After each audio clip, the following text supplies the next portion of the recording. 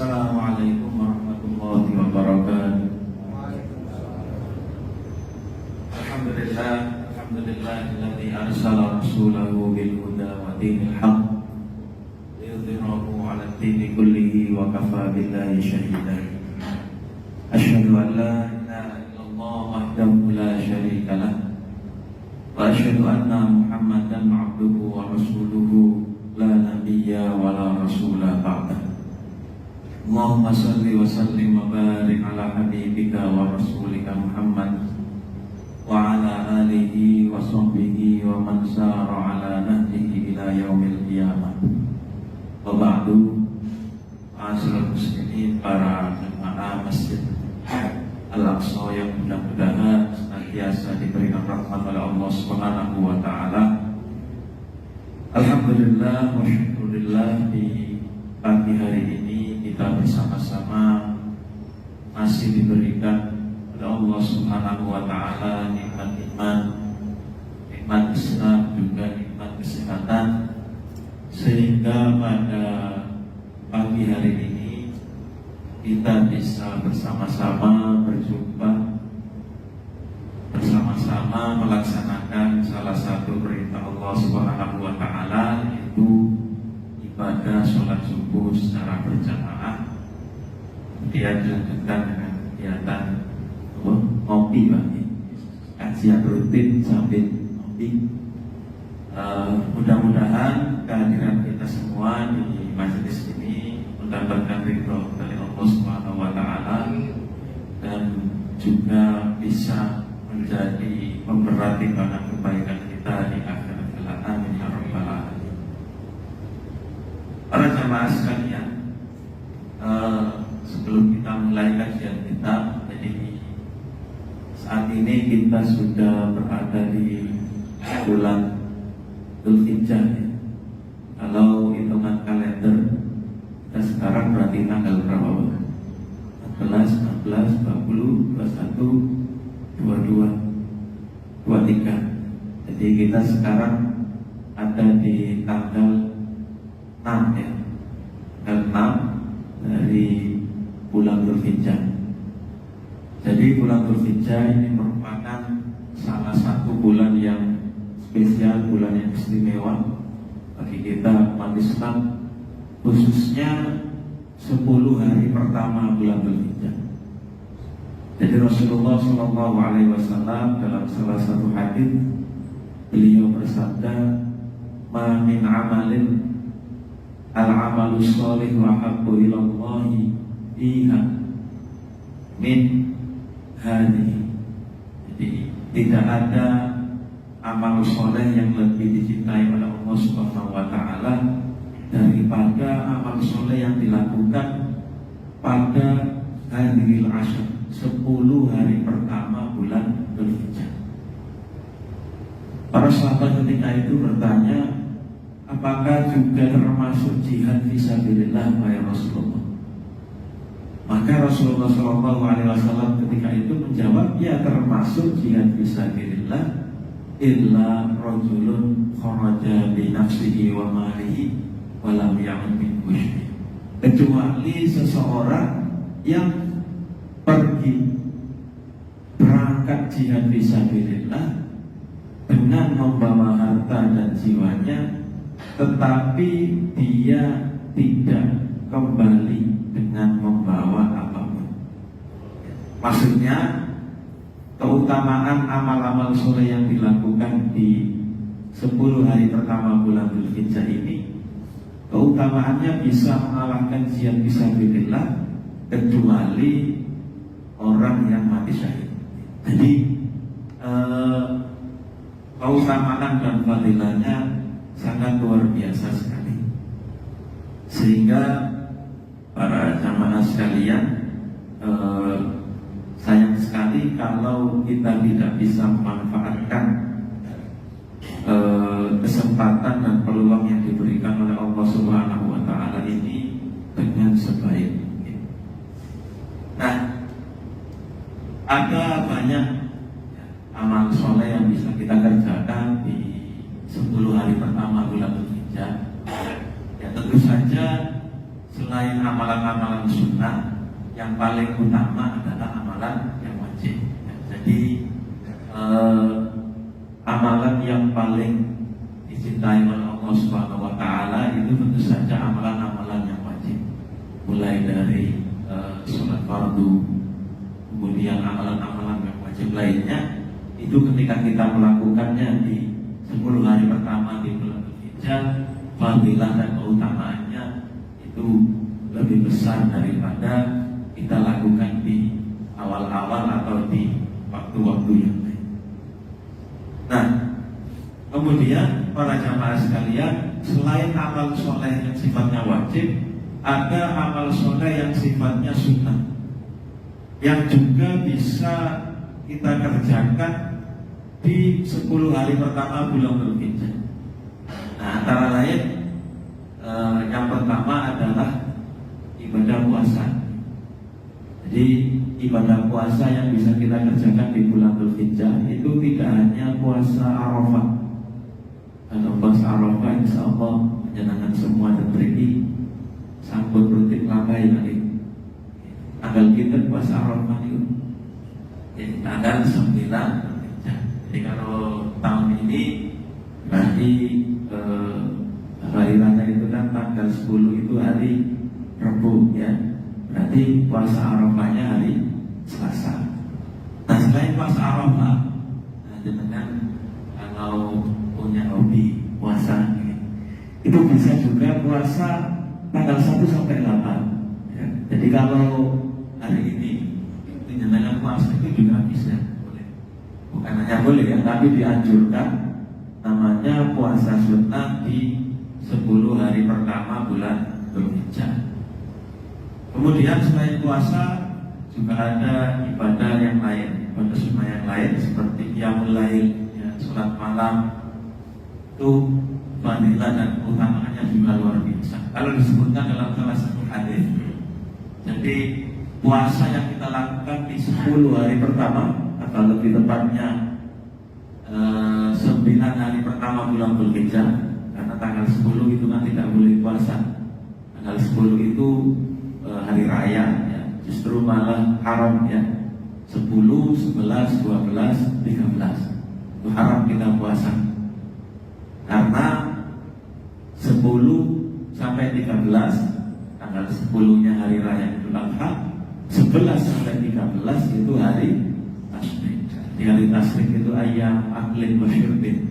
Sebutkan Rasulullah SAW, hari di mana di hari itu memang disediakan oleh Allah Subhanahu wa Ta'ala untuk makan dan minum. Maka haram puasa. Belum ada konco, ada rencang. Tapi rencang kalau ini kira disebut konco kerja. Jadi teman saya ini beliau ini mutib di salah satu desa di Pancang sana. Dia itu punya kebiasaan puasa setiap hari. Jadi boten namung poso. Nek poso Jawa niku kan sedinten poso, sedinten boten. Kan saya ini punya kebiasaan poso sedinten. Jadi kalau ada kumpul-kumpul, ada acara apa-apa, meskipun ada acara makan-makan, ya beliau puasa terus. Beliau itu nggak puasanya itu karena 2 hal. Yang pertama itu karena hari raya Idul Fitri, 1 hari itu. Idul Fitri itu kan juga haram puasanya hanya hari pertama. Hari kedua, ketiga itu kan nggak pernah puasa. Hari Idul Adha 11 sampai 13, hari 10 juga haram puasa. Dan juga kalau sakit gitu ya. Nah, tapi nggak tahu saya beliau ini rahasianya apa. Puasa setiap hari apa alasannya. Tapi ya itu memang setiap orang punya amalan sendiri-sendiri. Nah, intinya di 10 hari pertama bulan Dzulhijjah itu tanggal 1 sampai 8 ada amalan puasa. Kemudian malamnya itu dianjurkan untuk melakukan yang lain.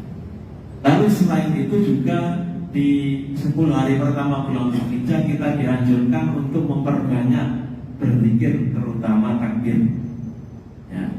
Nah, takbir itu ada dua macam. Ada takbir mutlak, itu bisa kita baca kapanpun. Ya, takbiran seperti takbiran saya, Allahu Akbar, Allahu Akbar, la ilaha illallah, Allahu Akbar, walillahil hamd. Ini takbir mutlak ini bisa dibaca kapanpun, ya, di 10 hari pertama bulan Dzulhijjah. Lalu ada takbir muqayyad. Takbir muqayyad itu takbir yang dianjurkan dibaca setiap selesai sholat. Nah, ini dimulai sejak hari subuh bulan atau hari subuh hari Arafah. Di tanggal 9 hari Arafah itu dianjurkan atau disunahkan untuk membaca takbir di setiap selesai sholat fardu sampai nanti tanggal 13 Dzulhijjah. Nah, ini ya. Jadi mari kita manfaatkan kesempatan emas, ya, peluang emas ini, ya, di hari-hari awal bulan Dzulhijjah ini untuk memperbanyak amal-amal soleh, ya, khususnya amal-amal soleh yang sifatnya wajib dan juga amal-amal soleh yang sifatnya sunnah. Nah, para jamaah sekalian, insyaallah pada kesempatan kali ini kita akan melanjutkan kajian kita. Jadi kita akan melanjutkan kajian Sirah Nabawiyah ini dengan membahas sejarah perjalanan hidup Rasulullah Shallallahu Alaihi Wasallam. Kalau sebelumnya kita membahas mengenai bagaimana akhlak-akhlak dan bagaimana karakter beliau, ya, sifat-sifat yang beliau miliki, sifat-sifat yang beliau jadi ciri-ciri khas beliau, itu sudah kita pelajari semua. Mulai dari bagaimana keberanian beliau, kemudian bagaimana kepedulian beliau terhadap umatnya, lalu bagaimana sifat pemurah beliau dan sebagainya. Nah, maka pada kesempatan kali ini, ya, sesuai dengan perintah dari takmir juga, bahwa kita akan mengawali pembahasan sejarah hidup beliau. Nah, ketika kita ingin mempelajari sejarah kehidupan Rasulullah SAW, maka kita tidak bisa lepas dari sejarah kehidupan bangsa Arab sebelum beliau diutus menjadi nabi. Mengapa ini penting kita pelajari? Karena Rasulullah SAW itu beliau adalah orang Arab. Beliau itu orang Arab. Maka kita penting mempelajari bagaimana kondisi, bagaimana situasi sebelum beliau dilahirkan. Jadi di lingkungan apa beliau hidup, dan masyarakat seperti apa yang beliau hadapi. Nah, ini yang penting, ya. Jadi sebelum kita membahas mulai kelahiran beliau, biasanya para ulama dalam kitab-kitab Sirah Nabawiyah itu membahas mengenai bagaimana situasi dan kondisi masyarakat yang beliau tinggali, khususnya masyarakat Arab. Para jamaah, ada beberapa aspek kondisi dan kehidupan masyarakat Arab yang perlu kita pahami, mulai dari kondisi keagamaan, politik, ekonomi, sosial, akhlak, dan yang terakhir adalah sifat-sifat positif masyarakat Arab. Ya, jadi ini perlu kita pelajari, ya, kita pelajari meskipun tidak secara detail, ya, minimal kita pelajari secara singkat supaya kita tahu dan kita bisa memetik pelajaran penting. Ini yang paling penting, ya, sebenarnya dari belajar Sirah Nabawiyah itu tidak hanya belajar mengenai nama-nama, peristiwa-peristiwa, kejadian-kejadian saja, tetapi yang paling penting dari itu adalah kita bisa memetik kira-kira pelajaran penting apa. Peristiwa kelahiran Rasulullah SAW, ya, itu kan sejak kecil. Kalau di masyarakat kita, di anak-anak itu sudah diajari beliau lahirnya tanggal berapa, hari apa, kemudian nama keluarga beliau siapa saja, itu penting ya kita pelajari, penting kita hafal daripada anak-anak kita hafal yang enggak gitu ya. Karena sekarang pengaruh media itu sangat luar biasa sekali.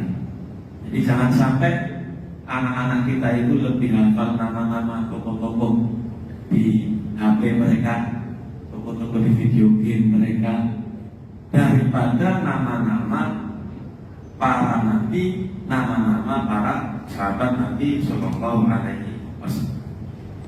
Maka itu satu aspek yang penting yang perlu kita pelajari. Tetapi tidak kalah penting dari itu adalah dari peristiwa-peristiwa bersejarah itu apa faedah yang bisa kita petik.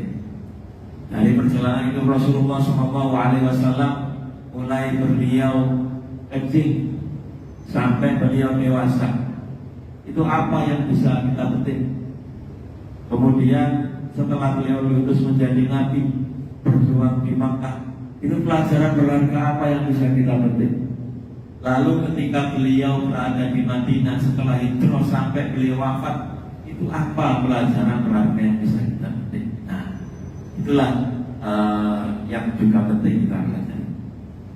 Nah, para jemaah, kita akan belajar pertama yang kita pelajari di pagi hari ini tentang kondisi sosial masyarakat Arab. Di masyarakat Arab itu di zaman Rasulullah SAW ada beberapa kondisi sosial yang ada ketika itu. Yang pertama adalah mereka memiliki ciri-ciri mereka adalah mereka suka membanggakan nasab. Masyarakat ketika itu. Jadi membanggakan nasab ini bisa menjadi sesuatu yang positif, tetapi juga bisa menjadi sesuatu yang negatif. Disebutkan di sini ya di kitab Asy-Syiar An-Nawawiyah, Tahrirul Waqa'i, Ardul Waqa'i wa Tahrirul Ahdath. Faqad harasu 'ala al-muhafadhu 'ala ansabihim falam yusahiru ghairahu min al-ajnas al-ukhra. Walamma ja'a al-Islam qada 'ala dzalika wa bayyana lahum anna tafadula innama huwa fit-taqwa wal 'amal was-shalih. Jadi mereka itu sangat menjaga nasab mereka. Nah, itu tadi. Jadi menjaga nasab itu ada aspek positif, ada aspek negatif. Kalau menjaga nasab itu dalam artian positif, artinya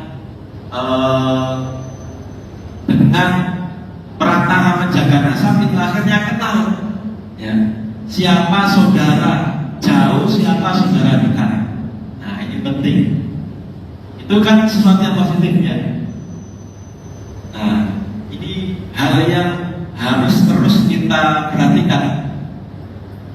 Karena kadang kalau tidak dilakukan ya, jadi menjaga nasab itu kan nanti nyambung silaturahim. Jadi tahu siapa keluarga dekat kita, siapa keluarga jauh kita. Nah, ini kalau tidak ada yang melakukan ya, kalau orang-orang tua kita semua di sini tidak melakukan dari sekarang, itu bisa jadi anak-anak kita nanti itu tidak kenal siapa saudaranya. Ya, jangankan saudara yang jauh, bahkan misalnya sepupu, nama sepupu saja nggak tahu. Nah, itu kan berarti ini ada yang perlu dievaluasi. Ya. Sepupu itu kan salah satu saudara dekat ya, sampai nggak tahu namanya. Nah, itu hal yang perlu kita perhatikan. Nanti anak-anak kita yang perlu kita ajari kehidupan sosial. Nah, kita kembali ke sini. Jadi orang-orang Arab itu sangat menjaga nasab mereka, saking menjaganya itu mereka nggak mau besanan dengan orang-orang yang berbeda garis keturunan. Ya, ada orang yang merasa nasabnya itu mulia, Jadi di masyarakat Quraisy itu terdiri dari berbagai suku, ya, berbagai kabilah. Ada Abdul Manaf, ada Abdul Syah dan lain sebagainya. Itu satu kabilah dan kabilah lain itu merasa asapnya mulia. Ya. Kalau ada salah seorang anggota kabilah ini mau menikah, dilihat. Kalau orang Jawa itu kan mau bibit, bebek, bobotnya. Dilihat dulu keturunannya siapa, bapak-bapaknya siapa. Kalau misalnya dilihat, ini kok bapak-bapaknya keturunan-keturunannya orang-orang yang tidak sebegitu top, itu langsung ditolak. Nah, itu salah satu dampak negatifnya. Jadi terlalu berbangga-bangga dengan nasab mereka. Nah, ketika Islam datang, semua hal itu, ya, yang sifatnya negatif itu berusaha dihilangkan oleh agama kita, oleh agama Islam. Jadi di dalam ajaran kita itu tidak ada yang lebih mulia di sisi Allah Subhanahu wa Ta'ala satu orang dengan orang lainnya, kecuali karena aspek ketakwaan yang dimiliki. Inna akramakum indallahi atqakum. Sesungguhnya orang yang paling mulia di sisi kalian atau di sisi Allah Subhanahu wa Ta'ala itu adalah orang yang paling bertakwa di antara kalian. Jadi tidak efek mau dia keturunan Quraisy, mau dia keturunan bangsa apapun, ya, selama dia orang yang takwa dan benar-benar menjalankan syariat Islam, maka niscaya dia akan menjadi orang yang mulia di sisi Allah Subhanahu wa Ta'ala. Dan ini dipraktekkan di zaman Rasulullah. Di zaman Rasulullah SAW itu banyak sekali pembesar Quraisy yang secara nasab itu jelas keturunannya berasal dari nasab yang mulia. Tapi karena mereka ini tentang, ya, kayak siapa misalnya ada Abu Jahal. Jadi Abu Jahal itu di para jamaah itu sebenarnya julukan yang diberikan Rasulullah SAW. Nama aslinya itu sebenarnya bukan Abu Jahal. Nama aslinya itu Amr bin Hisham. Bahkan Abu Jahal ini di kalangan orang-orang Quraisy dijuluki Abul Hakam. Kalau Abu Jahal itu kan bapaknya kebodohan, gitu ya, Jahal. Tapi Abul Hakam itu sebaliknya. Abul Hakam itu kebijaksanaan. Al-Hakam itu karena apa? Karena dikenal sebagai orang yang bijaksana, orang yang sangat cerdasnya, menjadi rujukan dari permasalahan-permasalahan yang dihadapi oleh orang-orang Quraisy. Tetapi meskipun demikian, meskipun Abu Jahal ini berasal dari kalangan nasab yang sangat mulia, dia itu lebih mulia atau dia itu kalah mulia dari Bilal bin Rabah. Bilal bin Rabah ini salah seorang, sebelum dia dibebaskan oleh Abu Bakar As-Siddiq, beliau seorang budak yang asal usulnya itu ya tidak begitu jelas. Ya. Dia berasal dari Habasyah, dari kalangan keturunan Afrika kulit hitam. Tetapi karena Bilal ini lebih mulia, dan karena Bilal ini beriman kepada Allah Subhanahu wa Ta'ala, maka dia di sisi Allah Subhanahu wa Ta'ala bisa lebih mulia dari Abu Jahal yang berasal dari keturunan masyarakat atau keturunan yang mulia. Nah, jadi itu yang pertama. Mereka terkenal sebagai bangsa yang membanggakan. Kemudian yang kedua, al-i'tizaz bil kalimah wa sultaniha la siyama asy-syi'ar. Nah, ini juga aspek penting.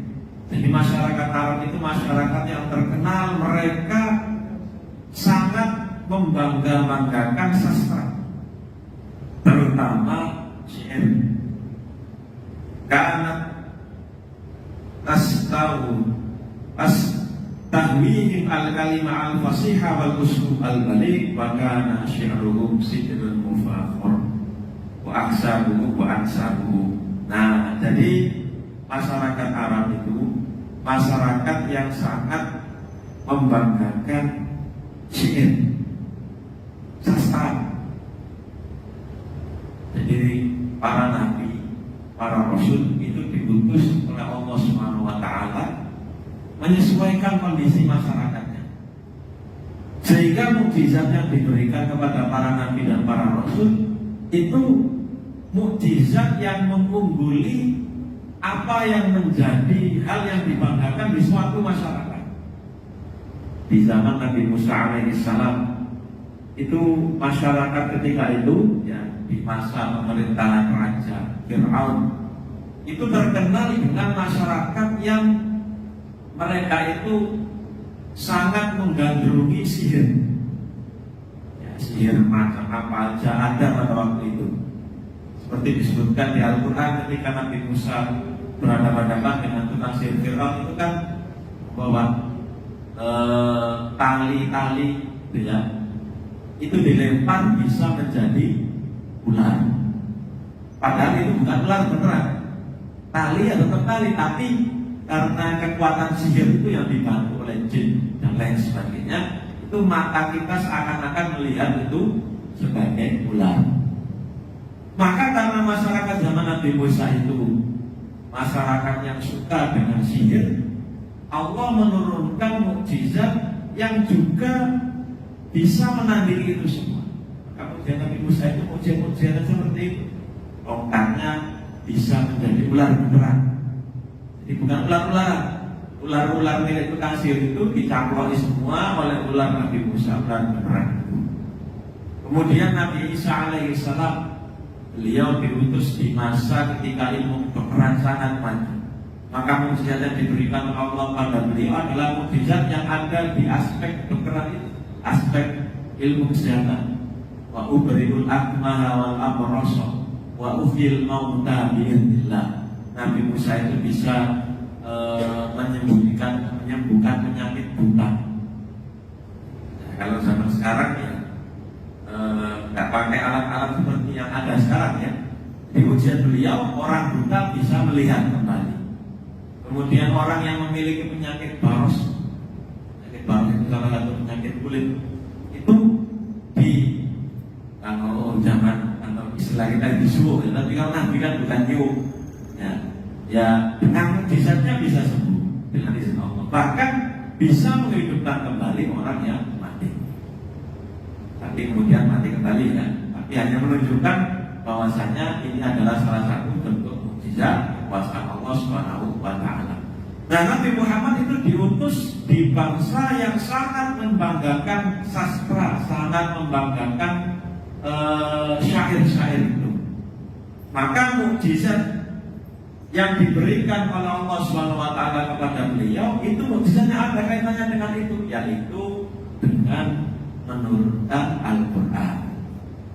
Sehingga ketika orang-orang Arab ini sangat membanggakan syair, kedudukan para penyair itu sangat tinggi, kedudukan tukang sastra, ahli-ahli sastra itu sangat dihargai, ya, sangat dibanggakan. Ketika Allah menurunkan Al-Quran kepada Rasulullah, ketika Rasulullah SAW membacakan Al-Quran dan mereka mendengarkan secara langsung, maka banyak di antara mereka itu yang langsung beriman hanya karena mendengarkan saja kalimat-kalimat yang ada di Al-Quran. Bahkan pembesar mereka sendiri, ada namanya Al-Walid ibn Walid, Al-Walid ibn Mughirah, ya, ayah dari Walid bin Walid, itu mengakui bahwasanya Al-Quran yang dibacakan oleh Rasulullah SAW itu bukan perkataan manusia. Jadi Al-Quran yang diturunkan Allah kepada Rasulullah, yang dibacakan kepada dia, yang didengarkan langsung, dia mengakui ini bukan perkataan manusia. Dan dia mengucapkannya di tengah-tengah pembesar-pembesar Quraisy. Sehingga mereka pun bingung, loh, masa kita ngomong ke orang-orang kalau yang diucapkan Muhammad itu bukan perkataan manusia. Maksudnya bukan perkataan manusia itu berarti ini yang memang benar wahyu dari Allah. Maka ketika itu Al-Walid bin Mughirah mikir-mikir, iya masa saya ngomong gitu, tapi saya nggak ngomong gitu, faktanya seperti itu. Akhirnya dia nyoba mikir-mikir, makanya disebutkan yang lain kan dan mikir-mikir gimana caranya supaya orang-orang itu menjauh dari Nabi. Akhirnya dia memutuskan, ya sudah kalau begitu kita katakan saja bahwa Muhammad ini tukang sihir. Kenapa kok tukang sihir? Menurut logika dia, tukang sihir itu kan tugasnya atau pekerjaannya itu memisahkan antara orang tua dengan anak. Ya, awalnya akur, jadi gak akur gara-gara disihir. Nah, kata dia seperti itu. Muhammad juga seperti itu. Muhammad itu gara-gara anaknya ikut agama Muhammad, maka dia tidak diakui oleh orang tuanya, diusir. Ya. Kemudian memisahkan antara suami dan istri. Gara-gara istrinya masuk Islam, kemudian suaminya gak terima, diceraikan dan lain sebagainya. Nah, ini menunjukkan bahwa memang Al-Quran itu wahyu yang benar. Baik, kita lanjutkan. Nah, kemudian di antara kondisi sosial masyarakat Arab di zaman itu adalah para perempuan. Para perempuan di masyarakat Arab itu disebutkan beliau di sini sangat tidak dihargai. Kanatil mar'atu 'inda katsirin minal qabail kasirtil mata faqad kana turas wa kana ibnul akbar lizawji min ghairiha min haqqihi an yatazawwaja ba'da wafati abihi. Perempuan di masyarakat jahiliyah itu mereka sangat tidak dihargai, bahkan dianggap seperti akuntan haram, bahkan bisa diwariskan. Gimana kok bisa diwariskan? Diberikan contoh di sini, ketika ada seseorang ya kemudian punya anak banyak, lalu orang ini istrinya meninggal, lalu dia nikah lagi. Otomatis perempuan yang dinikahi oleh laki-laki ini kan jadi ibu tiri dari anak-anaknya. Nah, nanti kalau laki-laki ini meninggal, ini kan istrinya ini ibu tiri kemudian,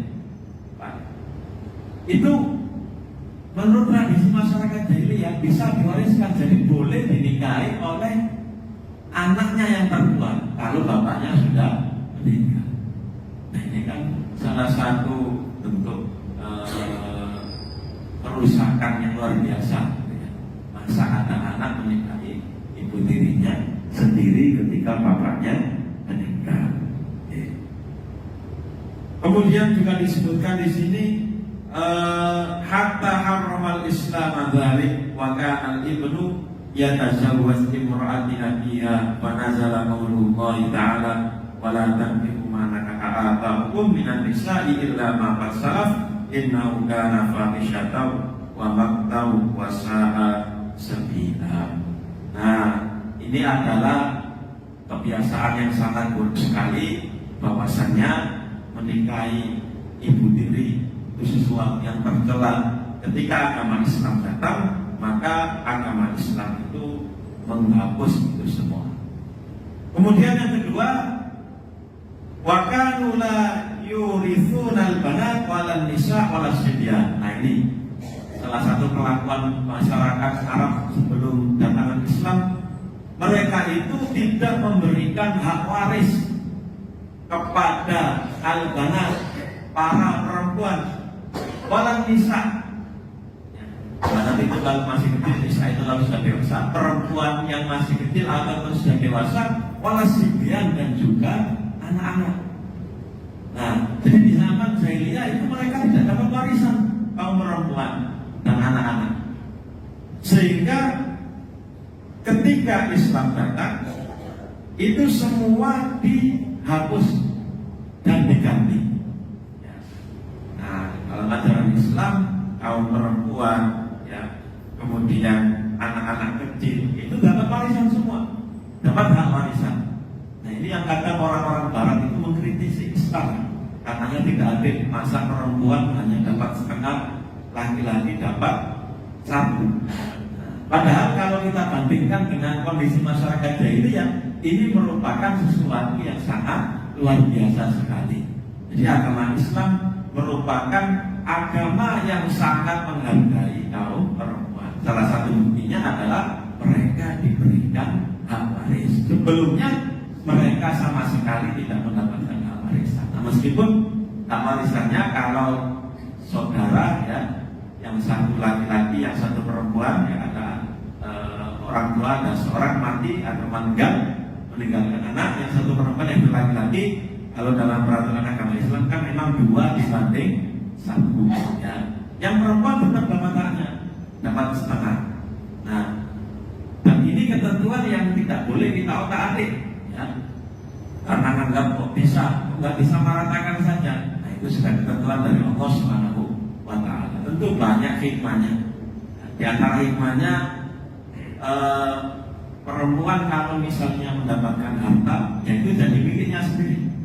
Tapi kalau laki-laki, ya dia sudah statusnya berkeluarga, itu kan punya tanggungan nafkah, ya. Sehingga meskipun dia dapat warisan, itu kan nanti warisannya tidak dimakan dia sendiri, tapi juga nanti sebagai nafkah bagi keluarga dan anak istrinya. Jadi tanggung jawabnya lebih besar. Kalau laki-laki itu dia punya kewajiban mencari nafkah, sehingga ini salah satu hikmahnya ya wajar dia diberikan hak lebih. Baik, kemudian yang terakhir ya, wa kana al-arabu yu'ayyiruna bil banat. Para perempuan di masyarakat Arab itu dianggap sebagai aib, dianggap mereka itu tidak bisa perang, tidak bisa menjadi pelindung ya, dan seterusnya. Bahkan mereka punya kebiasaan mengubur anak perempuan hidup. Ini kebiasaan yang sangat buruk sekali dan kebiasaan yang sangat tercela. Di Al-Quran disebutkan ayat-ayat yang terkait dengan itu. Di antaranya di surat At-Takwir, wa idzal mau'udatu su'ilat bi ayyi dzambin qutilat. Itu dalam satu riwayat yang kita bacakan seperti itu ya. Ketika al-mau'udah, anak-anak kecil perempuan itu yang dikubur hidup-hidup itu, su'ilat, ditanya bi ayyi dzambin qutilat, mengapa mereka itu kok dibunuh? Ya. Di qiraat yang lain itu malah lebih menyeramkan lagi lafaz ayatnya.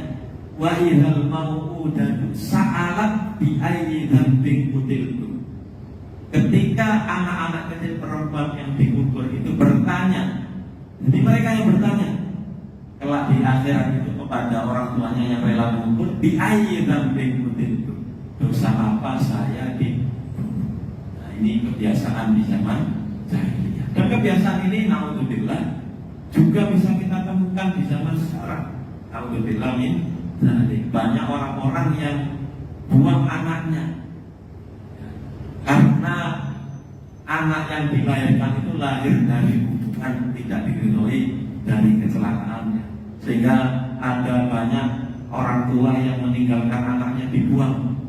Ada yang masih rumahnya dibuang itu ditaruh di depan rumah orang, itu masih lumayan. Tapi ada yang dibuang di tempat sampah, kalau vitamin, ada yang sampai dikubur dan lain sebagainya. Nah, maka para jamaah sekalian, ya, ini merupakan hal-hal yang bisa kita ambil dan bisa kita ketik pelajaran ya, bagaimana kondisi masyarakat Arab di zaman Rasulullah SAW.